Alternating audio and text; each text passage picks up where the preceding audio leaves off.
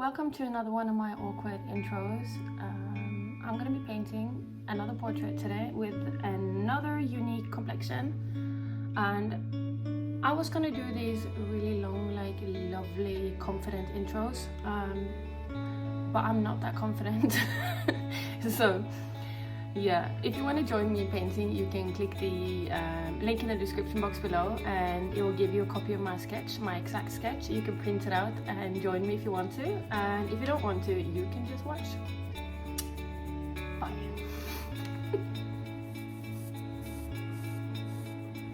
I have taped the piece of paper to a board with regular masking tape, and now I'm just applying a layer of primer. You can use any primer that you might have, or you can even use diluted wood glue if you don't have any primer. So just apply a thin layer with a brush and then let it dry for at least a couple of hours or until the day after.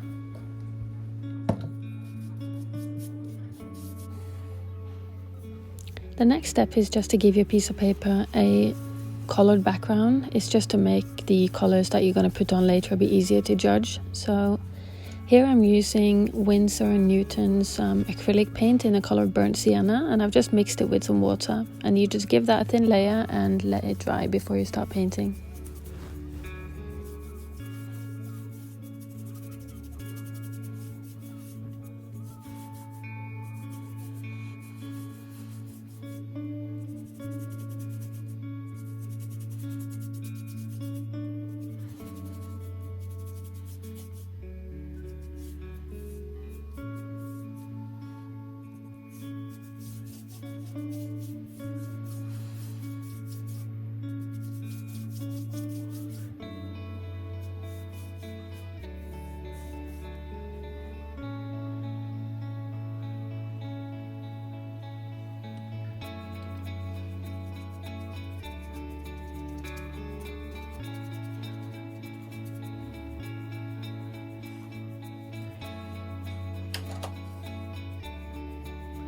So the next step is to take a palette, like it can be a piece of glass or you can use a paper plate or whatever you have, and I've linked all the colors that I'm using in the description box under this video.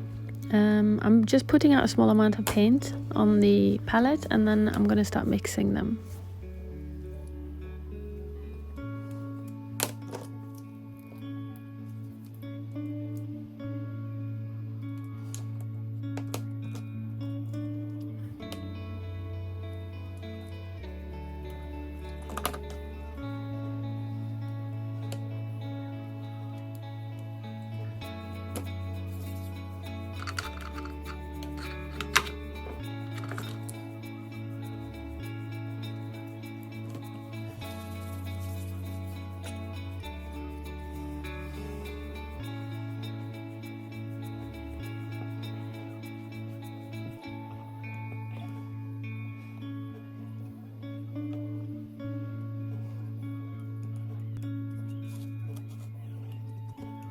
So now I'm looking at the reference photo, the sketch that you've potentially printed out. I'm looking at it and then I'm trying to match the colors perfectly. So you'll see what colors I'm using here, and I'm using a palette knife to mix them all. And you can get cheap palette knives at like the dollar store or your local arts and crafts supply store.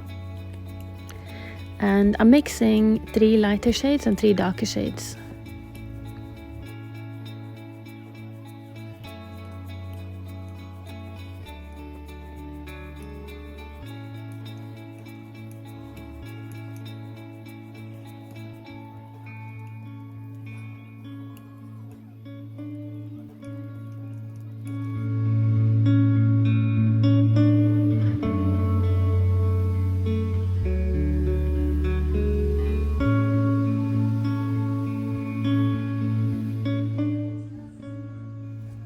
I'm gonna mix my oil paints with a little bit of stand oil.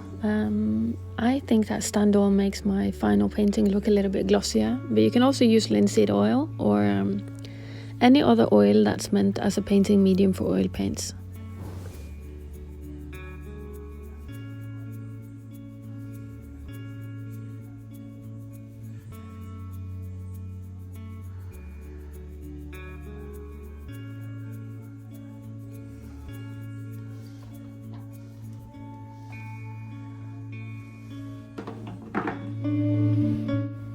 So this step is just about painting, and what I would recommend is to start off with the darker colors to put the shadows and darker colors in place, and then move on to your lighter colors. But painting is just it's an intuitive process for me, and I don't necessarily follow the same steps every time, and you don't have to either.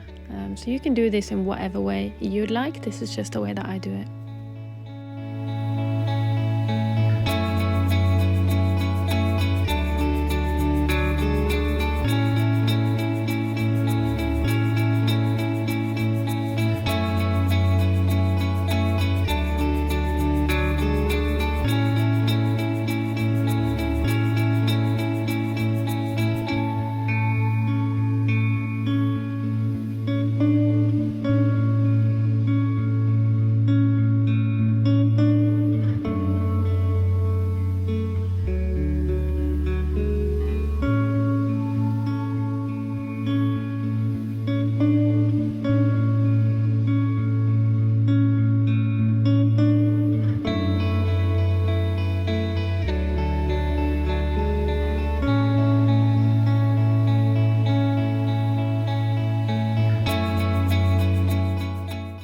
So now that you've put in the background and you're getting closer to finishing the painting, I'd go in with the lightest colors and kind of refine all your highlights, and then I might do a little touch up in some of the darker areas and make them a little bit darker. And after that, I'm gonna wait for it to dry until the next day, and then I'm gonna remove the masking tape, and that's it. And here is the masking tape coming off, and it's always so satisfying when you get the masking tape off and it leaves a sharp white line. So that's beautiful. I usually take that off on the day after I've painted, and then you need to remember to let this oil painting dry, because it won't be dry immediately. It needs at least a week before you can frame it or anything like that. If you want to do more painting together, then remember to subscribe and leave me a comment. Thank you. Bye.